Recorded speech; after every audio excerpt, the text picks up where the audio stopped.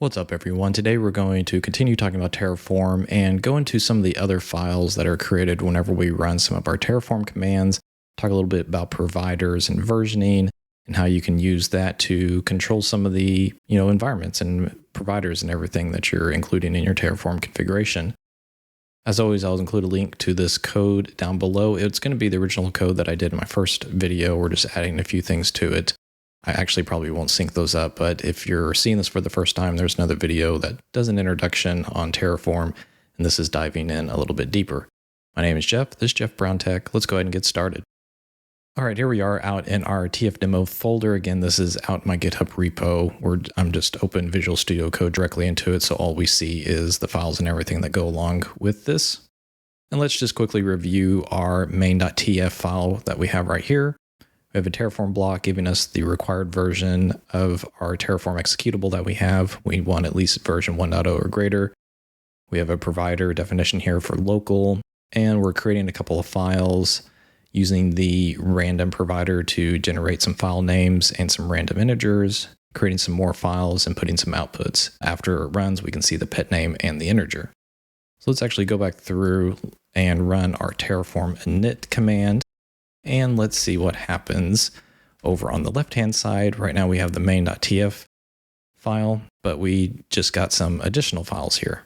First, let's go take a look at this .terraform folder that gets created. We'll go ahead and expand it out. And what you'll notice here is this is downloading information about our different providers that we are using inside of our code. In fact, if we go back and look inside our Terraform init command here, we can see we're initializing the backend. We'll talk about that. And then we're looking at provider plugins. We're getting this version of the local provider and then the random provider downloaded here. And we've got some different versions here. And that's exactly what this is over here. Creates the Terraform folder, providers, registry, where it downloads it from, and who wrote or came up with this is providing this, and that's HashiCorp in this case. Then we have two folders for local and random. And if we expand these out, these are just containing the executables, what is actually making these providers run and the code behind it and everything. So when you run Terraform init, it goes and downloads the providers, it downloads a specific version of them and puts it here inside the local system. That way, when your code references creating these resources, it goes and looks at this right here and is able to execute that. Now you do have some control over what version is downloaded. We see here the local is 2.6.1, random is 3.7.2, but if needed, you can specify older versions if you want to download those. Let's actually go out to the HashiCorp documentation on their website and take a look at an older version and see if we can set this here. Out here in the Terraform Registry website, let's go ahead and search for random. And we see the official HashiCorp random provider. If we go into here, we see, again, 3.7.2 is the latest version we can download, but we do have several older versions. So let's pretend we're working with a resource and something changes here in this versioning that breaks how our resource is created, and we need to stick at a specific version here. We can do that. Let's pretend we need to go back to 3.6.3. Let's jump back to our Terraform configuration. And how we can do that is up here in the Terraform block, there is a required provider section, and you can sit here and type out the name of your provider and some additional information. So this is going to be the random provider. And if we look here, our version that we can look at is, let's say, what was that? Again, 3.6.3. Now what I'm saying here is I want to use this specific version of my provider here and no other version. Let's clear out the screen and let's watch what happens when we run Terraform init now. You can see it does come back and it does give us a failure because it says our other file here, we have a Terraform lock file, is locking us into the version that we've already downloaded, even though we've downgraded to another version. So let's go take a look at that file right here, Terraform lock HCL. If we bring this down here again, inside this file, it lists out the providers we've downloaded, gives some hashes for it to make sure we're downloading good known versions and everything. We have the local provider here, and we also have random, and you can see it is set at version 3.7.2. Now you could maybe come in and set this, but you have to update the hashes and everything like that. So one of the easiest things we can do is, let me see if my command tells me how I can do this. Yes. So one thing we can do, it tells us right here in the command, is to use upgrade. In this instance, we are actually downgrading to a lower version, but if you need it also upgrade to a newer version, let's go ahead and run that and see what happens. It goes through and downloads. So if we go back here, we can see this time it downloaded 3.6.3. If we look inside our configuration file here, you probably saw it update. We are now at 3.6.3.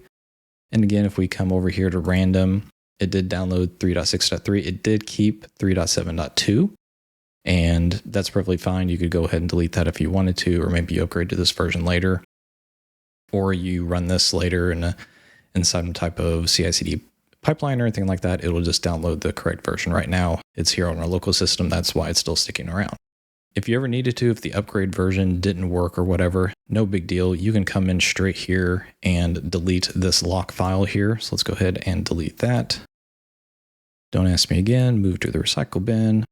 And if we go through and run just Terraform init again, we'll just do the plain command.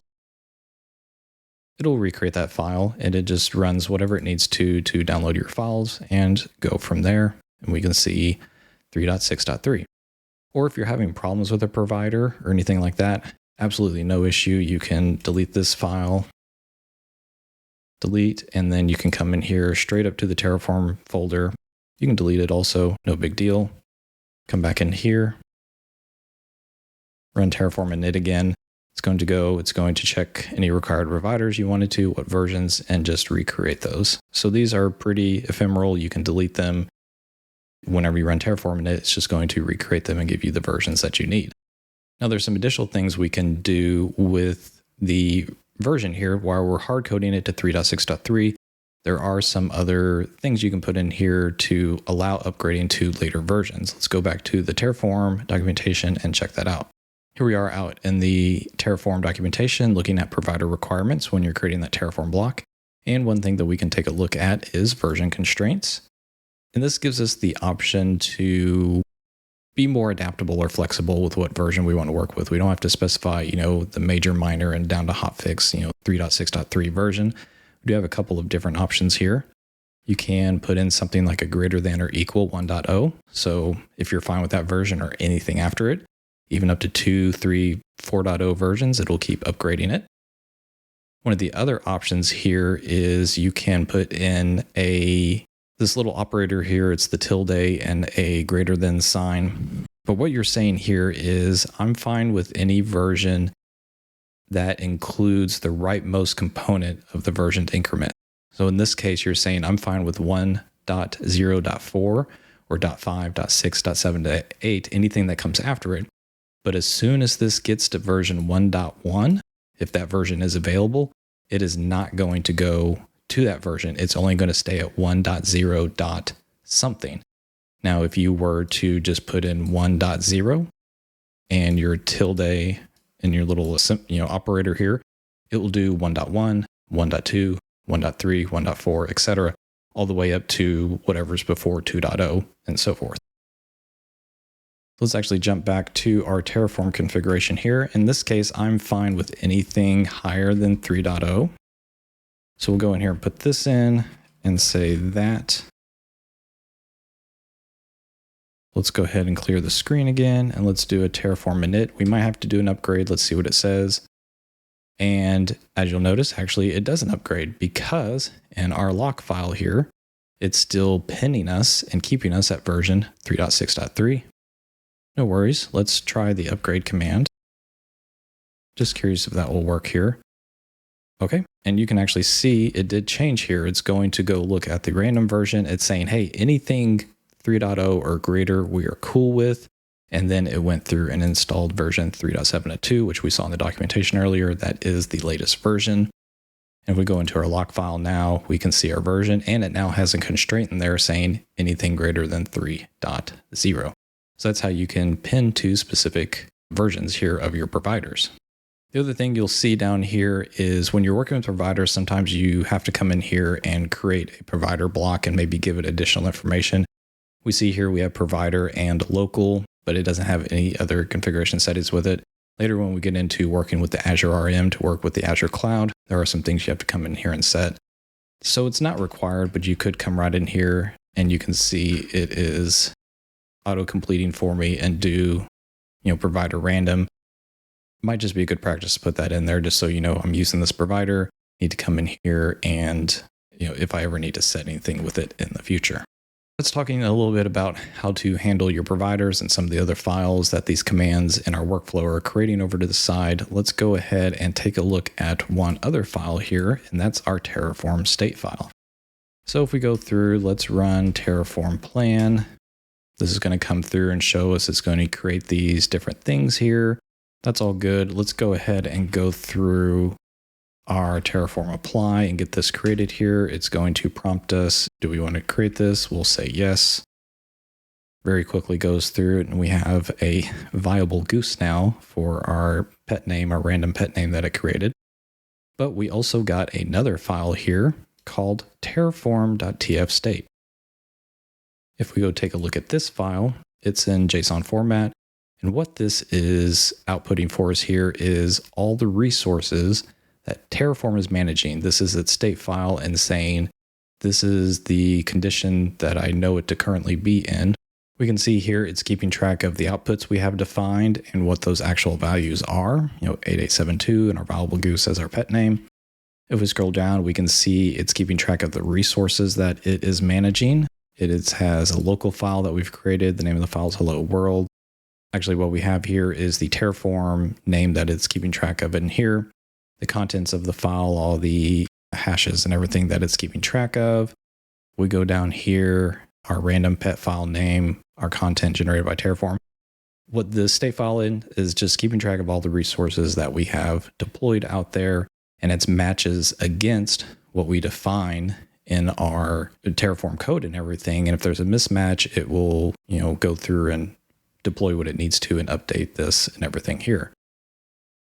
The big thing with the Terraform state file is you should never really need to come in here and manually edit this file. If you need to, there are commands you can use in code to manage your state file, but sometimes you just have to. But I would leave it as a last result to come in here and start editing this file. In fact, let me go ahead and accidentally click something in there to save it. What I mean by being able to read that file, there are other Terraform commands here. So if we do Terraform state list, we can see the couple of different resources that are defined in our Terraform configuration. We have our two local files and our random resources, integer and pet. And if we wanted to, we could take a look at them more specifically. So we have Terraform, I believe it's state show. And let's pick our random integer here. And there you go. It's just showing the output, the properties of that resource. In this case, 8872, we can see what its min and maxes and everything are like that. So again, there's command line information here to read information inside that state file. There's also code ways where you can import and export resources and everything like that. But what this is doing is, let's go back through here.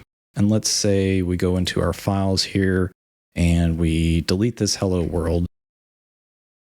And let's go back and run Terraform plan. It's going to go through and it's checking its state file and saying, I'm supposed to have this file here, but according to my configuration, or actually checking out the resource, it's not there anymore. So then we just run Terraform apply. We say yes, and it will bring our file back for us. So right now, this Terraform state file lives on our local system right here. In a future video, we'll probably talk about working with remote state files, especially when and how you can store them in other places. So not only you can work on your Terraform code, but other people can as well. All right, I think that does it for this video. Wanted to go into a little bit more detail about the other files that are created when you're running through your Terraform workflow. You're running a init, and then you're applying and creating those state files and everything, how you can manage your providers a little bit more with the versioning and everything. Anyway, that does it for this video. Thank you for watching. We'll see you next time.